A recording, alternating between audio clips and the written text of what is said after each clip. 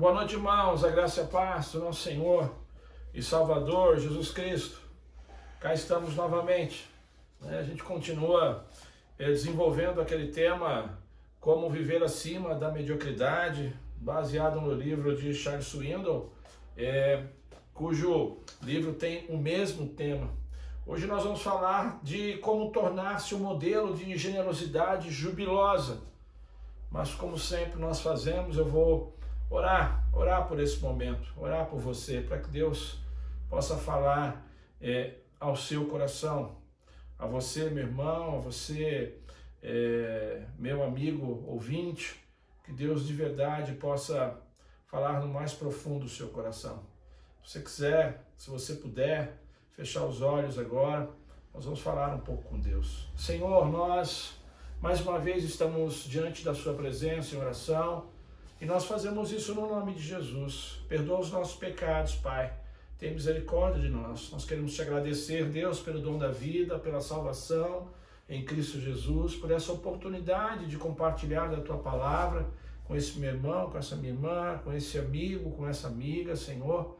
Deus, em nome de Jesus, fala, Deus, fala aos nossos corações. Usa, Pai, esse tempo para que possamos estar um pouco mais perto do Senhor, da vontade do Senhor, que é boa, que é perfeita e que é agradável. Em nome de Jesus, Pai, que nós oramos, Senhor, e agradecemos. Amém? E graças a Deus. Charles Swindoll diz que muitos crentes parecem ter sido batizados no suco de limão. Ou seja, você não vê alegria na vida de muitos crentes hoje em dia em fazer, em lutar pelas coisas de Deus. É claro que há exceções, e o problema é esse. A alegria em fazer a obra de Deus hoje se tornou uma exceção. E o pior de tudo isso é que as pessoas que não têm Cristo, elas percebem quando não existe alegria na vida da igreja.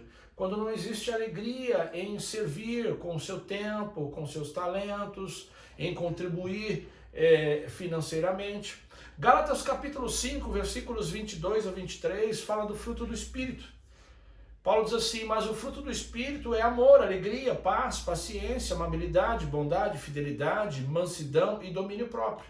Segundo Gálatas 5, 22, a alegria é a virtude número 2, mas o fruto do Espírito é o amor, em primeiro lugar, a alegria.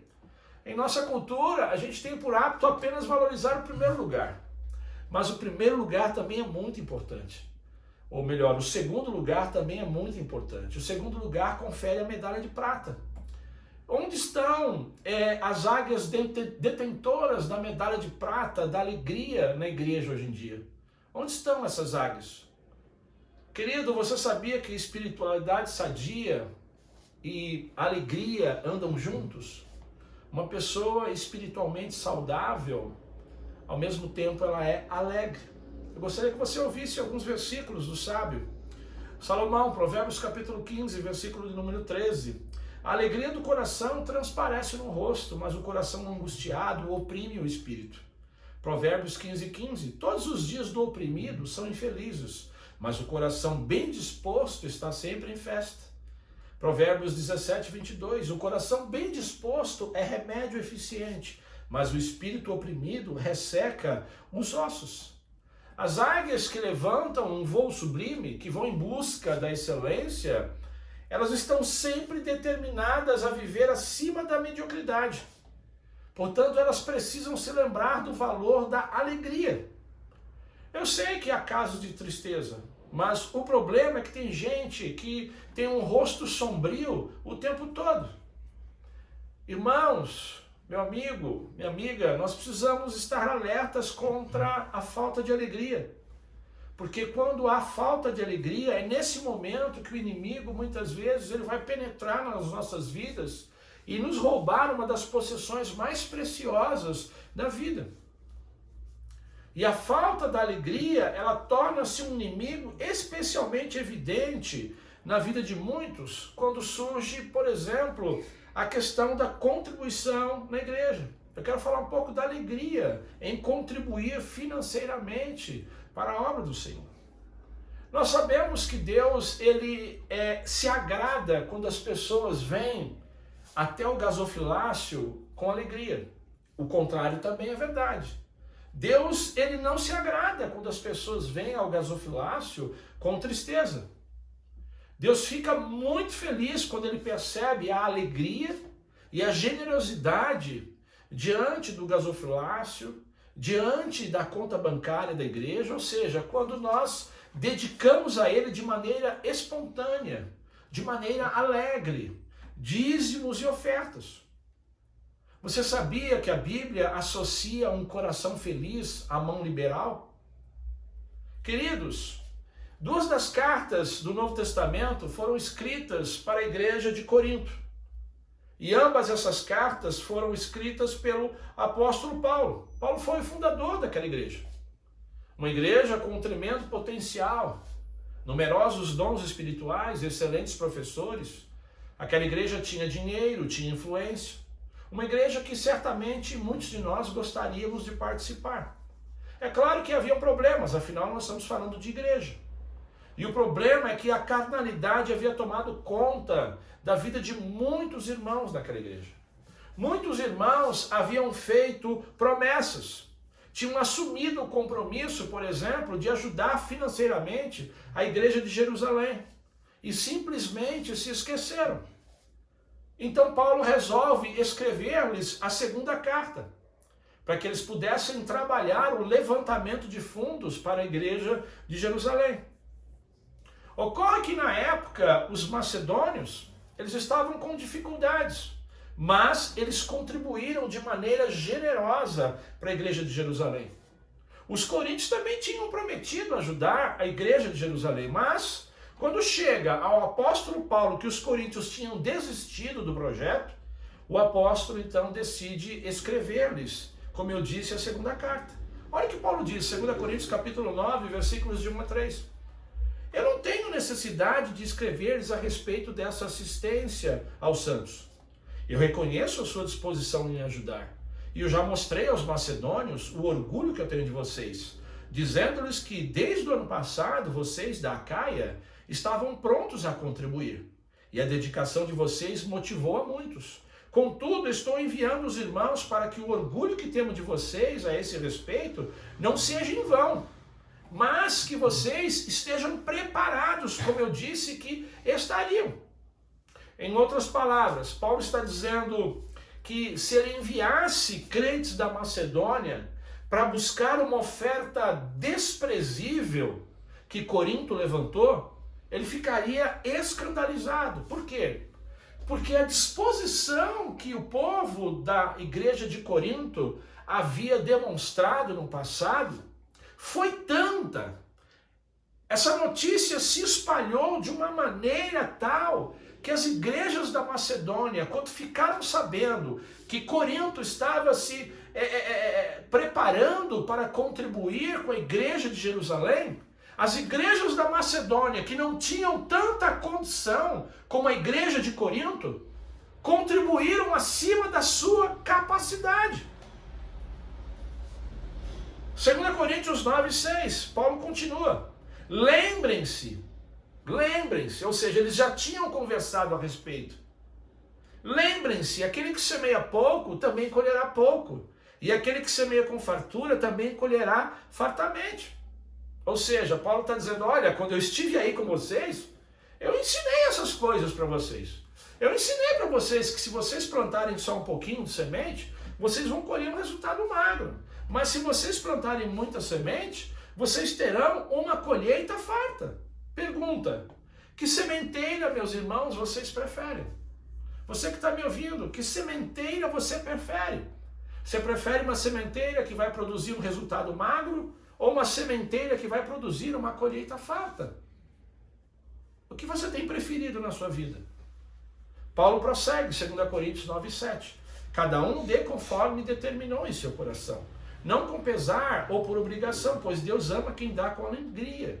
Lembrando que aqui a gente não está falando de dízimo, o contexto aqui é de oferta, né? Então, a palavra pesar ou tristeza, de 2 Coríntios capítulo 9, né? Em algumas traduções vem pesar, outras vem tristeza, significa relutantemente. Ou seja, contém a ideia de você apegar-se a algo. Porque a pessoa, ela deseja não abrir mão daquilo. Charles Swindoll, ele ilustra essa relutância dessa forma. Ele diz, olha, você tem 2 filhos. O filho mais velho, ele ganhou um carrinho que ele gosta muito de brincar.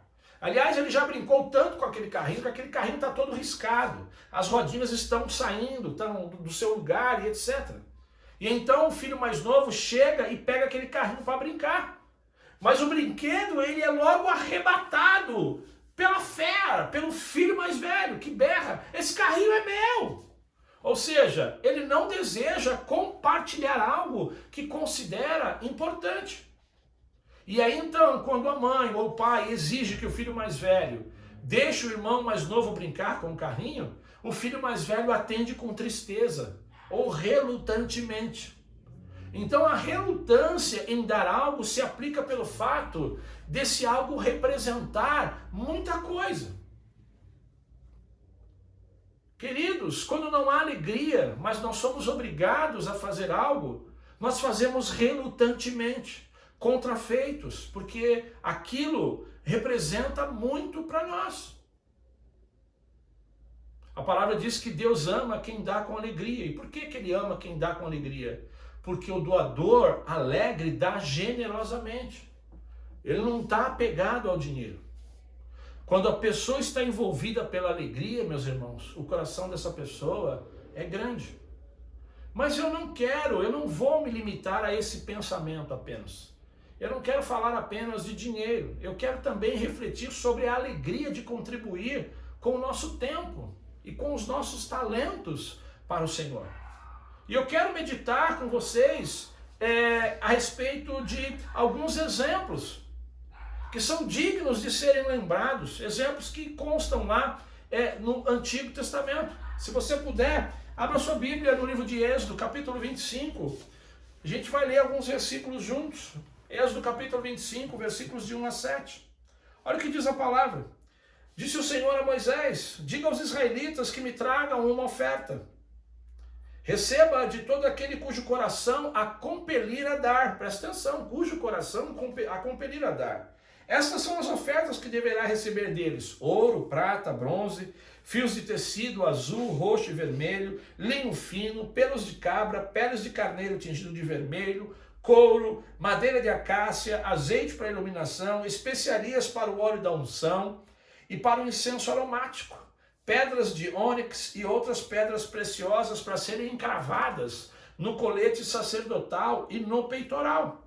Por que Moisés está pedindo tudo isso ao povo? Êxodo capítulo 25, verso 8 responde: e farão um santuário para mim. Moisés não, né? Porque o Senhor está pedindo essas coisas para o povo. Êxodo 25, 8 responde: e farão um santuário para mim, e eu habitarei no meio deles. Ou seja, o que está acontecendo aqui? Aqui se trata de um apelo. Deus está fazendo um apelo para o seu povo, para que haja um levantamento de fundos para a construção de um santuário. Um santuário de primeira qualidade. Um tabernáculo. Aquela tenda que o povo iria carregar pelo deserto. Nós estamos falando de uma estrutura de adoração a Deus. Um lugar onde a glória de Deus pudesse ser vista. Um lugar onde o povo pudesse se encontrar com o Senhor. Nós não temos tempo para ler, mas do capítulo 25 até o capítulo 35 de Êxodo, Deus apresenta as especificações do tabernáculo. Os desenhos inspirados para Moisés. O tabernáculo era um plano muito engenhoso, muito inteligente. De início, agora, né, Deus está falando com Moisés. Moisés está sozinho. Mas depois, Deus vai incentivar o povo a participar. Êxodo capítulo 35, versículos de 4 a 9. Êxodo 35, 4 a 9. Olha o que diz a palavra do Senhor. Disse Moisés a toda a comunidade de Israel: foi isso que o Senhor ordenou. Separem dentre os seus bens uma oferta para o Senhor.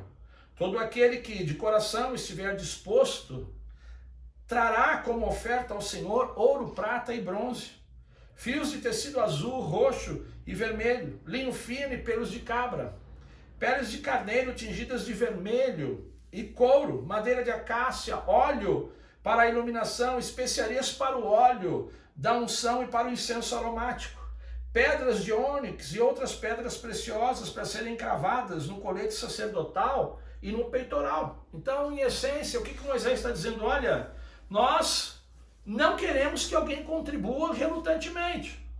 Nós não queremos que ninguém contribua por obrigação, né, para o levantamento do tabernáculo. O que nós queremos, o que Deus quer é que os corações estejam dispostos a contribuir para a sua obra. Ainda no mesmo capítulo, versículos 10 a 19. Todos os que dentre vocês forem capazes virão fazer tudo quanto o Senhor ordenou. O tabernáculo com a sua tenda e sua cobertura, os ganchos, as armações, os travessões, as colunas e as bases. A arca com as suas varas, a tampa e o véu que a protege, a mesa com suas varas e todos os seus utensílios, os pães da presença, o candelabro com seus utensílios, as lâmpadas e o óleo para a iluminação, o altar do incenso com suas varas, o óleo da unção e o incenso aromático. A cortina divisória à entrada do tabernáculo, o altar de holocaustos com sua grelha de bronze, suas varas e todos os seus utensílios, a bacia de bronze e sua base, as cortinas externas do pátio com suas colunas e bases, a cortina da entrada para o pátio, as estacas do tabernáculo e do pátio e suas cordas, as vestes litúrgicas para ministrar no lugar santo, tanto as vestes sagradas de Arão o sacerdote, como as vestes dos seus filhos, para quando servirem como sacerdotes. Queridos, eu também acredito muito que nesse momento, quando o povo começa a perceber quantas coisas precisavam ser feitas para o levantamento do tabernáculo, eu acredito muito também que nesse momento a boca das pessoas se abriu. Alguns ficaram de queixo caído, os corações começaram a bater mais forte, e muitos talvez disseram assim: nossa, poxa, eu vou ter um lindo lugar para cultuar o Senhor. Deus vai habitar conosco por meio desse lugar. Então essa é a minha oportunidade. É a minha oportunidade agora de utilizar a minha perícia, de utilizar os meus talentos, os meus tesouros, a minha especialidade. Eu vou ajudar a prover um lugar onde o povo de Deus se encontrará para o culto. Êxodo 35, 20 e 21. Então toda a comunidade de Israel saiu da presença de Moisés. E todos os que estavam dispostos, cujo coração os impeliu a isso, trouxeram uma oferta ao Senhor para a obra da tenda do encontro, para todos os serviços e para as vestes sagradas. Pergunta: como é que esses nômades, como é que esse povo que vivia no deserto conseguiu dar joias e ouro para a construção do tabernáculo? Se eles estavam no deserto, eles moravam em tendas, mas eles possuíam valores, irmãos, que eles trouxeram consigo do Egito, daquele momento quando eles saíram do Egito. E o bacana é que mesmo estando no deserto, mesmo ainda não tendo Canaã diante de si, mesmo ainda não se apossando da terra prometida, né? Esse povo, ele não ficou preso às posses. Quando eles estavam viajando, quando eles estavam vivendo pelo deserto. Olha só, que bacana, Êxodo 35, versos 22 a 29. Todos os que se dispuseram, tanto homens como mulheres, trouxeram joias de ouro de todos os tipos, broches, brincos, anéis e ornamentos, e apresentaram seus objetos de ouro como oferta ritualmente movida perante o Senhor.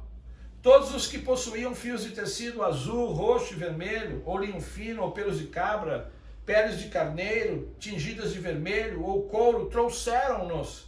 Aqueles que apresentaram oferta de prata ou de bronze, trouxeram-na como oferta ao Senhor, e todo aquele que possuía madeira de acácia para qualquer das partes da obra, também a trouxe. Todas as mulheres capazes teceram com suas mãos e trouxeram o que haviam feito. Tecidos azul, roxo e vermelho e linho fino. Todas as mulheres que se dispuseram, que tinham habilidade, teceram pelos de cabra. Os líderes trouxeram pedras de ônix e outras pedras preciosas para serem cravadas no colete sacerdotal e no peitoral.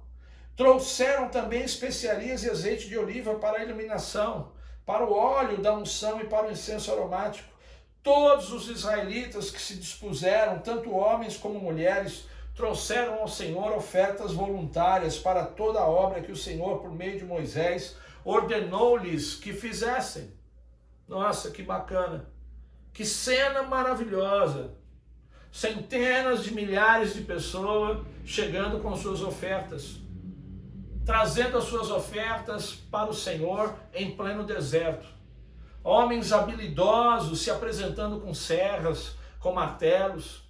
Mulheres habilidosas se apresentando com suas agulhas, fios e tecidos para executarem bordados finos, tapeçarias, cortinas lindas para o tabernáculo. De fato, o tabernáculo era uma obra de arte magnífica. Charles Swindoll diz que Deus realmente quebrou o vaso de alabastro quando projetou o tabernáculo. Mas é exatamente aqui que a história vai ficando ainda mais emocionante, mais excitante. Você vai conhecer dois homens que talvez você nunca tenha ouvido falar. Êxodo capítulo 36, verso 2. Então Moisés chamou Bezalel e Aholiabe, e todos os homens capazes a quem o Senhor dera habilidade, e que estavam dispostos a vir a realizar a obra. Chamou eles, eles vieram. Queridos, aqui não há manipulação, aqui não há culpa, mas aqui existem pessoas que têm um coração tocado, pessoas que estão motivadas, e esses homens então vêm trabalhar com excelente disposição. Êxodo capítulo 36, verso 3. Receberam de Moisés todas as ofertas que os israelitas tinham trazido para a obra de construção do santuário. E o povo continuava a trazer voluntariamente ofertas, manhã após manhã. Manhã após manhã. Deus continuava a tocar no coração das pessoas. E aí, como resultado, eles traziam braceletes, joias, brincos, broches, peças de ouro, de prata, de bronze, em pleno deserto. Uma verdadeira alegria havia invadido o acampamento. Todos sorriam. Eu acredito que até o próprio Senhor deve ter sorrido por tão alegre generosidade do seu povo na construção do tabernáculo. Hoje nós não vivemos, literalmente falando, num deserto, né? E infelizmente não temos a mesma disposição em contribuir para a obra do Senhor. Eu estou pensando que talvez isso seja porque a falta de alegria na vida de muitos. A alegria está distante da vida de muitas pessoas. Êxodo capítulo 36, versículos de 4 a 7. Por isso todos os artesãos habilidosos que trabalhavam no santuário interromperam o trabalho e disseram a Moisés: presta atenção, o povo está trazendo mais do que o suficiente para realizar a obra que o Senhor ordenou. Então Moisés ordenou que fosse feita esta proclamação em todo o acampamento: nenhum homem ou mulher deverá trazer mais nada para ser ofertado ao santuário. Assim o povo foi impedido de trazer mais, pois o que haviam recebido era mais do que suficiente para realizar toda a obra. É isso mesmo que você está ouvindo. Não é brincadeira não. Moisés precisou transmitir a seguinte ordem: olha, chega de ofertas, chega, não precisa trazer mais nada. Você consegue imaginar um dia eu de repente chegar na igreja e dizer assim: olha, vocês não precisam trazer mais nenhuma oferta no próximo domingo, porque vocês contribuíram tanto no domingo passado que a gente não vai mais precisar de oferta esse mês. Vocês conseguem imaginar algo assim? Não alimentem as suas esperanças. Infelizmente a gente não pode, né? A gente não pode alimentar esse tipo de esperança hoje em dia. O fato é que quando existe um espírito de alegria, quando a verdadeira alegria ela transborda, é preciso fazer as pessoas pararem de dar. Essa é que é a verdade. A operação do tabernáculo, queridos, é apenas uma cena. Existem outras cenas onde a gente pode perceber a generosidade do povo, a alegria do povo em contribuir. Aqui, o tabernáculo, a tenda, ela foi construída e Deus ele se encontrou com o povo. Eu quero citar uma outra cena. Essa cena está no Novo Testamento. A gente nem acabou de ler os 2 primeiros capítulos do Novo Testamento, no livro de Mateus, e nós já encontramos alguns homens, chamados magos. Esses homens vêm visitar o menino Jesus. Vamos ler. Mateus capítulo 2, versículos 10 e 11. Olha só, Mateus 2, 10 e 11. Quando tornaram a ver a estrela, encheram-se de júbilo ou de alegria. Ao entrarem na casa, viram um menino com Maria, sua mãe, e prostrando-se, o adoraram. Então abriram seus tesouros e lhe deram presentes, ouro, incenso e mirra. O que caracterizou a visita desses visitantes? Ou melhor, o que caracterizou a atitude desses visitantes? A alegria, o júbilo, a alegria extraordinária de estar frente a frente com o rei dos judeus, o Messias. E qual foi o resultado? Grande generosidade. Deram ouro, incenso e mirra. Eu conheço todo o simbolismo desses presentes, portanto, se você me permite falar, esses caras, dito como magos, eles trouxeram o que tinham. Eles colocaram diante do bebê pura extravagância. Eles adoraram o menino Jesus e deram presentes caríssimos. Por quê? Porque eles tinham seus corações cheios de alegria. Irmãos, a generosidade alegre, ela pode ser nossa também. Você também pode ser uma pessoa cheia de generosidade, uma pessoa alegre. Nós gastamos aqui um pouco do nosso tempo vendo alguns exemplos bíblicos. Agora, vamos pensar um pouco como é que a gente pode trazer a alegria que tanto nós necessitamos hoje nas nossas vidas. A alegria para servir ao Senhor com o nosso tempo, com os nossos talentos, para nós contribuirmos com a obra do Senhor. Você me permite te ajudar? Eu quero te ajudar a você desfrutar novamente da alegria. Então, primeiro, reflita nas dádivas de Deus para você. Reflita sobre aquilo que Deus tem feito para você, meu irmão, minha irmã. Salmo 103, versículos de 1 a 7. Olha o que diz essa palavra.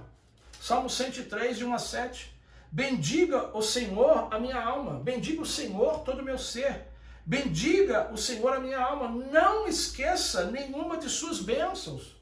É Ele que perdoa todos os seus pecados e cura todas as suas doenças, que resgata a sua vida da sepultura e o coroa de bondade e compaixão, que enche de bens a sua existência, de modo que a sua juventude se renova como a águia. O Senhor faz justiça e defende a causa dos oprimidos. Ele manifestou os seus caminhos a Moisés e os seus feitos aos israelitas.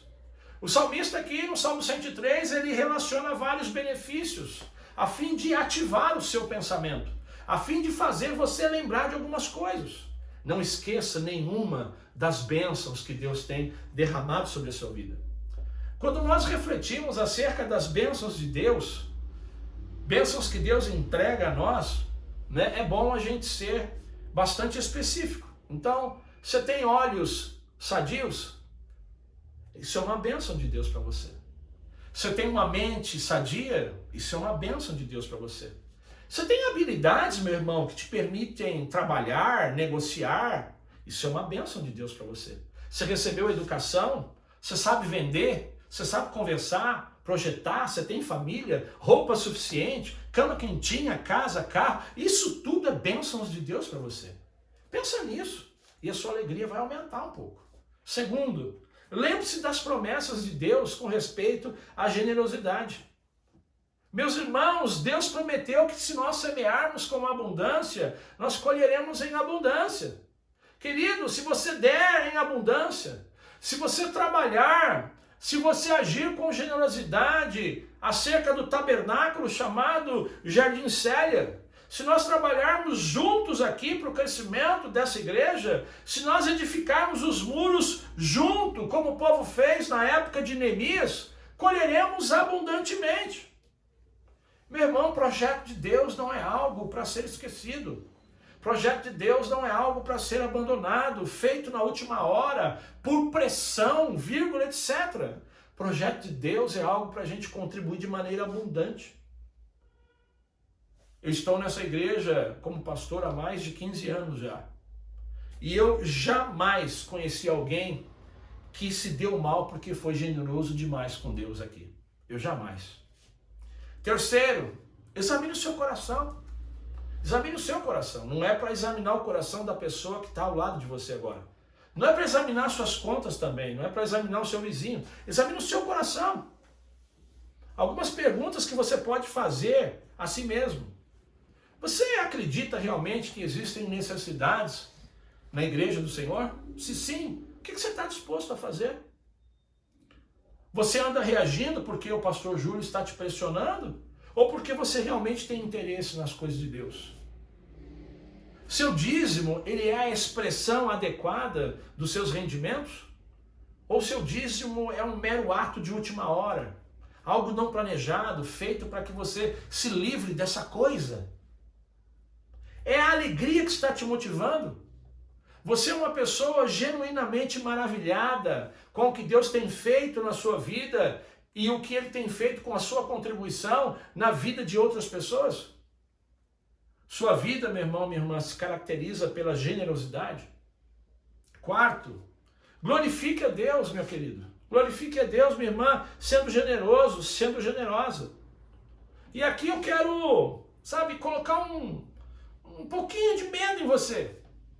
Você se lembra das vezes que você contribuiu por amor à lógica? Aquele que muito semeia, muito colhe. Você se lembra quando você fez isso? Você contribuiu pensando na lógica, eu vou plantar muito para colher muito e tal. Você se lembra quando você contribuiu tal, e aí você ficou meio amedrontado? Pô, e aí, como é que vai ser esse mês, tal? Como é que vai ser esse ano? Esse ano eu decidi dizimar todos os meses, como é que será, tal? Foi emocionante ter dizimado para o Senhor vários meses? Foi emocionante? Foi emocionante você ter servido ao Senhor com seu tempo e talentos? Você que já serviu ao Senhor, foi emocionante esse tempo? Você aprendeu algumas coisas, tal? Agora a boa notícia é que você venceu, né? Você não morreu de fome porque você dizimou alguns meses. Você não ficou doente porque você serviu ao Senhor através de um determinado ministério. Você não se separou do seu cônjuge porque você dedicou um tempo para a igreja do Senhor. Olha que bacana. Agora, olha para você hoje. Você ainda está bem alimentado. Você ainda está bem vestido. Mas hoje você não dizima mais. Hoje você não dedica mais tempo para as coisas do Senhor. Pergunta, você é alegre? Seja honesto agora. Esse inimigo chamado vida sem alegria tomou conta da sua vida?